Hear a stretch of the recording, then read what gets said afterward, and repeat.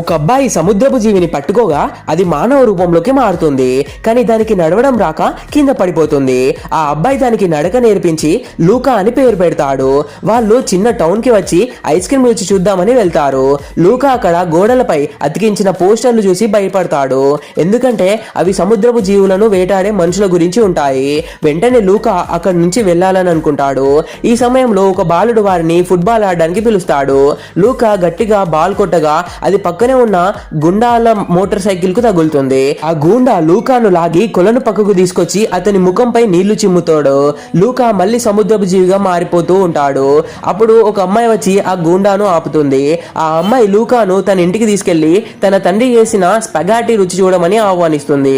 లూకాకి fork వాడడం రాకపోవడంతో ఆ అమ్మాయి తండ్రికి అనుమానం వస్తుంది. ఇబ్బంది తగ్గించడానికి ఆ అమ్మాయి లూకా మా క్లాస్ లో కొత్త విదేశీ విద్యార్థి అని కవర్ చేస్తుంది. కృతజ్ఞతగా లూకా వారికి ఒక పడవ నిండా చేపలు పట్టుకోవడానికి సాయం చేస్తాడు.